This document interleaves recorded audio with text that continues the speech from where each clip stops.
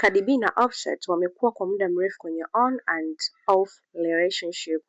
strong relationship, a lot of drama. Na hivi karibuni tumeona short clip ambayo ikiwa inaenda viral sana,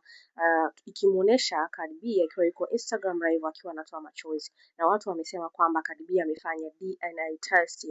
ya mtoto wake wa mwisho, ambayo inamuonesha kwamba Offset ni baba wa mtoto huyo, na yeye matarajio yake alikuwa anataka baba wa mtoto huyo hawezi kuwa ni ex wake ambaye anafahamika kwa jina la Stefan Diggs. Lakini hii ni fake news, haipo kwenye uhalisia na wala sicho ambacho kilichokuwa kinamliza Cardi B kwenye mitandao ya kijamii as we see. Na chanzo cha hii story ya DNA test imeanzishwa na vuguvugu ya mashabiki baada ya kucomment na wengine kuanza kusema kwamba mtoto wa Cardi B wa mwisho hajafanana kabisa na Offset, na ndio maana hata kati ya moja ya interview ambazo Cardi B alikuwa amefanya hivi karibuni alisema kwamba kama ikimbidi kufanya DNA test ya yeye na baba wa mtoto wake ili watu wajiridhishe kama mtoto wa mwisho ni wa Offset, yuko tayari kufanya, lakini haikuwa rasmi kama imefanyika. Na ndio maana hata alipokuwa amekuja live na kuanza kulia, watu wakaashumu kwamba pengine ni DNA test iliyofanyika, na according to migogoro ambao wako nayo yeye na mzazi mwenzake kwa sasa, basi pengine hakupendezwa mtoto huyo hawezi kuwa na Offset, lakini sio kweli. Tumeona drama nyingi sana zikiendelea kwenye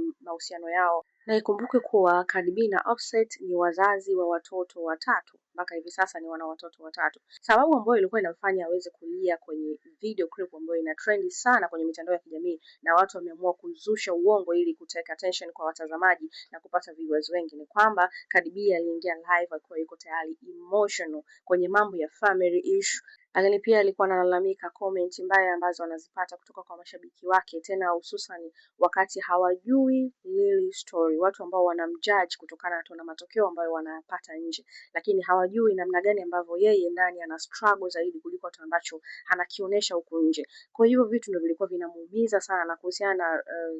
hizi skendo ambazo zinazoendelea yeye na mpenzi wake au na mwanaume wake Offset, kwa sababu ikumbuke walioana mwaka 2018 na walikuwa na drama nyingi. Ndio maana nikasema kwamba strong relationship lakini a lot of drama, kwa sababu 2020 kulikuwa na drama ya divorce, kwamba walitaka kudivorce but tukaona ghafla akarudi tena kwenye mahusiano.